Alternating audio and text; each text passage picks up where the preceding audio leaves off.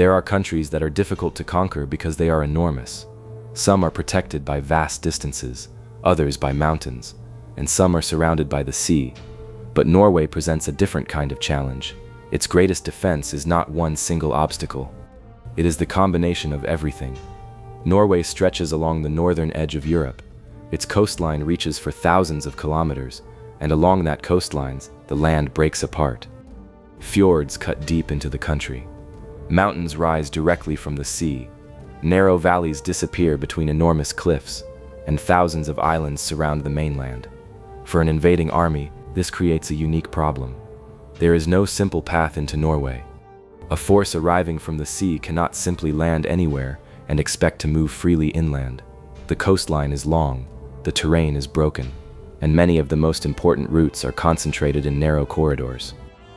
A fjord can extend deep into the country, but the mountains surrounding it can make movement difficult. A road may follow one valley only to end at a mountain.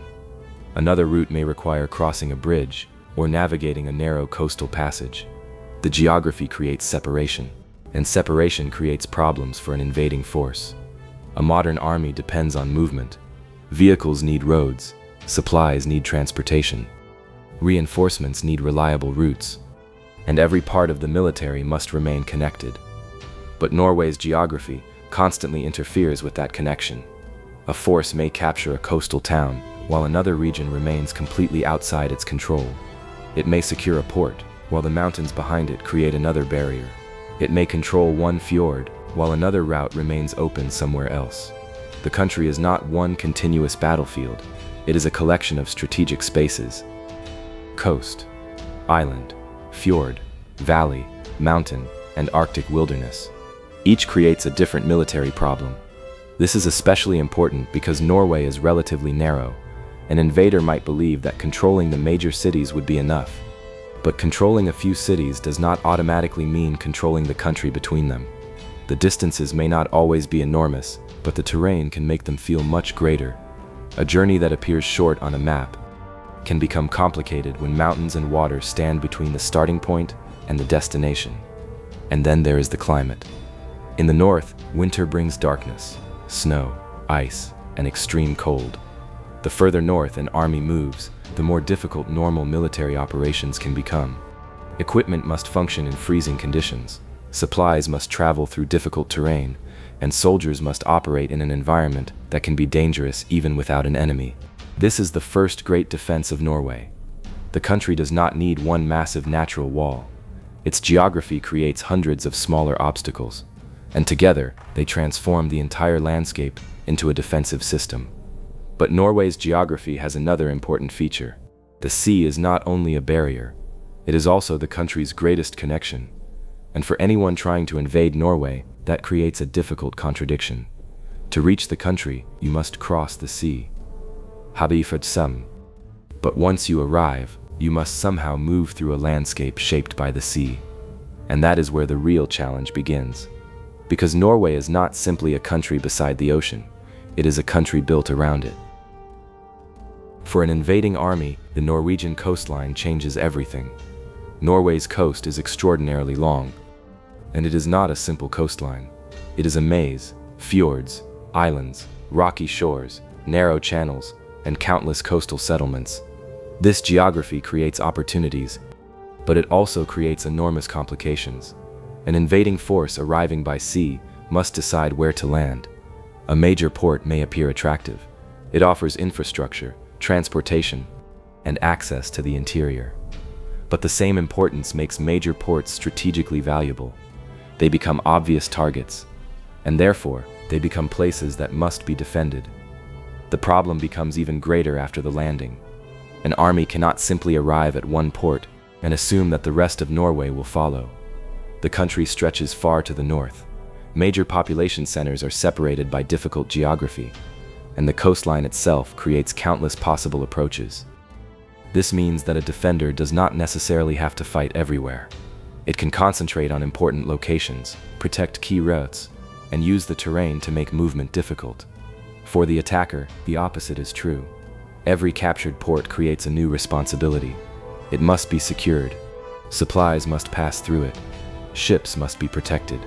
roads leading away from it must remain open, and the surrounding area must be controlled. The further an invading force advances, the larger its logistical network becomes. A single supply route can become extremely important. A single bridge can become essential. A single mountain road can determine whether an entire unit receives supplies. This is one of the most dangerous problems of fighting in Norway. The geography creates bottlenecks, and bottlenecks create vulnerability. An army may have enormous military strength, but that strength depends on its ability to move. If movement slows, the advantage begins to disappear. If supplies cannot reach the front, the problem becomes even greater. And if different parts of the army become isolated, the entire operation becomes more complicated. This is why Norway's coastline is more than scenery. It is part of the country's strategic geography. The sea provides access, but it also creates distance. The fjords provide routes, but they also divide the land. The ports provide transportation, but they become critical points that must be protected. And the mountains beyond the coast make every advance more difficult. The result is a country where an invader must constantly think about what comes next. Landing is only the first step. Then comes movement, then supply, then control, and then the need to protect everything already captured. This problem became dramatically clear in 1940, because Norway would soon face one of the most important invasions of the Second World War, and the campaign would demonstrate exactly how geography and military strategy can collide. In April 1940, Europe was already at war. Germany had invaded Poland. The war had spread across the continent, and Norway suddenly became strategically important. The reason was geography. Norway's coastline offered access to the North Atlantic. Its ports could support naval operations, and control of the country could help Germany protect important supply routes. For the Allies, Norway was equally important. The country was connected to the transportation of Swedish iron ore, a resource that was essential to the German war economy. The struggle for Norway was therefore about much more than Norway itself. It was about the wider war in Europe. On April 9, 1940, Germany launched Operation Weserübung. German forces attacked Denmark and Norway almost simultaneously. The invasion was fast. German forces moved against several Norwegian cities: Oslo, Bergen, Trondheim, Stavanger, and Narvik. The operation demonstrated the power of coordinated military action. German naval forces transported troops, aircraft supported the operation, and airborne forces helped secure important locations. But Norway's geography immediately created problems. The country was enormous compared with the size of the invading force. The German military could capture key cities, but controlling the entire country was another matter. In the north, the battle for Narvik became especially important. The region was strategically valuable because of its connection to the iron ore trade, and the terrain made the fighting extremely difficult. Mountains, snow, cold, and long distances. Norwegian forces resisted. British, French, and Polish troops also became involved in the campaign. For a brief period, the Allies achieved important successes, but the wider German offensive in Western Europe changed the strategic situation. Germany invaded France and the Low Countries. The Allies were forced to redirect their resources. Eventually, the Allied forces withdrew from Norway. By June 1940, Germany had secured control of the country. The invasion had succeeded, but the campaign revealed something important. Norway could be invaded, its cities could be captured, its government could be forced into exile, and its territory could be occupied. But occupation was not the same as control. The Germans now faced the much larger problem of maintaining authority over a long and difficult country. Norway's coastline stretched for thousands of kilometers. Its geography remained fragmented. Its population remained hostile to the occupation, and the war itself continued far beyond Norway. The German military had won the initial campaign, but now it had to defend what it had taken. This created an entirely different kind of war, because occupying Norway required soldiers, supplies, transport, communication, and constant military attention. The German occupation would last for 5 years, and during those years, Norwegian resistance continued. The country had been conquered, but it had not been psychologically or politically defeated, and this distinction would become one of the most important lessons of the occupation. After the German invasion, Norway entered 5 years of occupation. The German military controlled the major cities. Important ports were occupied, and German forces established bases across the country. But occupation created a new problem. The Norwegian population did not simply accept German rule. A resistance movement developed. Some fought directly, others gathered intelligence, some organized sabotage, others helped people escape. And many worked to maintain opposition to the occupation through underground networks. The geography of Norway made this resistance especially difficult to eliminate. The country offered countless remote areas, mountains, forests, and isolated communities. The same terrain that complicated an invasion could also make occupation more difficult. A military force might control a city, but that did not mean it controlled every village. It might secure a major road, but remote areas remained harder to monitor. The occupation therefore required a permanent military presence. Germany needed to defend its ports, protect its coastal installations, secure transportation routes, and maintain control over a country that stretched deep into the Arctic. Norway also became strategically important as the war continued. German forces used the country's coastline for naval operations. Airfields and military installations were developed, and northern Norway became part of the wider struggle in the Arctic. For the Allies, Norway remained an important target. British Special Operations Forces conducted missions in the country. One of the most famous was the sabotage campaign against the heavy water production facility at Vemork. The operation became one of the best-known examples of wartime sabotage. The goal was to prevent Nazi Germany from obtaining heavy water that could potentially support its nuclear research. The mission demonstrated another feature of Norway's geography. Small groups, operating with local knowledge, could achieve objectives that would have been much harder for a conventional army. The mountains and wilderness provided concealment. The terrain slowed large military formations, and the climate made the environment difficult for everyone. By 1945, Germany was losing the war. The occupation of Norway finally ended after the German surrender in Europe. Norway was free again, but the experience had left a lasting lesson. A country can be conquered militarily without being completely controlled politically. The German invasion had succeeded in 1940, but the occupation required 5 years of military commitment. Thousands of soldiers had to remain in the country. Strategic infrastructure had to be protected, and resistance had to be constantly monitored. The cost of occupation was therefore much greater than the cost of the initial invasion. This distinction matters. An invasion is a moment. Occupation is a process. And in Norway, that process was shaped by the landscape. The Germans could control the cities, but they could not remove the mountains. They could control the ports, but they could not eliminate the enormous coastline. They could control the roads, but they could not make every remote region easy to reach. And this is where Norway's geography becomes particularly interesting, because after the Second World War, the country would face a completely different strategic environment. The next challenge would not be another German invasion. It would be the possibility of a much larger conflict between the Soviet Union and the Western Alliance. And Norway's position in the far north would suddenly become extremely important. After the Second World War, Europe entered the Cold War. The world was divided between two major power blocks, and Norway found itself in a strategically important position. To the east, the Soviet Union; to the west, the North Atlantic; and to the north, the Arctic. Norway became a member of NATO in 1949. Its location made it important to the defense of the North Atlantic region. But Norway's geography also created a unique military challenge. The country extends deep into the Arctic. Its northern regions are remote, the distances are enormous, and the climate can be severe. For an army, the Arctic environment is unforgiving. Winter can bring extreme cold, snow can cover roads, darkness can last for long periods, and weather can change quickly. These conditions affect everything: vehicles, aircraft, ships, communications, and logistics. An invading force operating in northern Norway would not only be fighting an enemy, it would be fighting the environment. A military unit needs fuel, food, ammunition, medical supplies, and replacement equipment. But moving these supplies through remote Arctic terrain is difficult.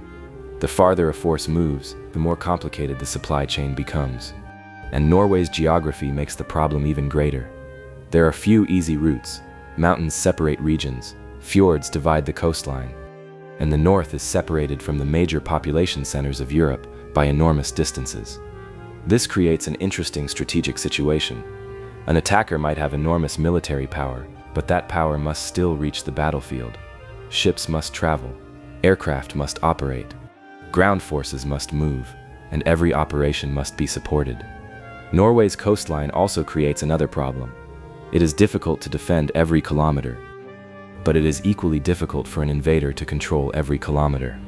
A military force may capture an important port, but the rest of the coastline remains. It may secure a major city, but remote regions continue beyond it. It may control one route, while another route remains available elsewhere. This is the essence of Norway's defensive geography. The country does not need to make invasion impossible. It only needs to make the operation increasingly complicated. Every obstacle consumes time. Every delay consumes resources. Every additional kilometer requires more logistics. And the longer the conflict continues, the more these problems accumulate. Norway's geography also means that the country's strategic importance is larger than its population might suggest. Its position connects the North Atlantic, the Arctic, and Northern Europe. Control of Norwegian territory could influence access to important maritime areas. This makes Norway strategically valuable. But it also means that any conflict involving the country would likely become part of a much larger struggle. And that is perhaps the most important point. Norway would not be an isolated battlefield. It would be connected to the wider North Atlantic, the Arctic, and the security of Europe. Any invading force would therefore have to think beyond the first landing. It would have to consider reinforcement, supply, air power, naval operations, and the ability to maintain control in a country where the terrain itself creates constant friction. This brings us back to the question at the heart of the entire series. What makes a country difficult to conquer? In Norway's case, the answer is not simply mountains, not simply the sea, not simply the climate. It is the combination. And together, those factors create something that can be described as a fortress without walls. Norway is not impossible to invade. History has already proven that. Germany invaded in 1940. Its forces captured major cities, they occupied the country, and they remained for 5 years. So the real question is not whether Norway can be invaded. It can. The real question is, how difficult is it to maintain control? That is where Norway becomes different. An invading force must first cross the sea, then it must secure a landing area, then a port, then roads, then bridges, then supply routes, and beyond all of them, the mountains, the fjords, the islands, and the enormous distances of the north. Every step creates another responsibility. The attacker captures a port and must defend it. It captures a city and must connect it to the rest of the army. It advances inland and the supply lines become longer. It moves north, and the climate becomes harsher. The geography constantly creates new problems, and this is the real strength of Norway. It does not rely on one enormous defensive barrier. It creates layers. The sea is the first layer. The coastline is the second. The fjords divide movement. The mountains slow the advance.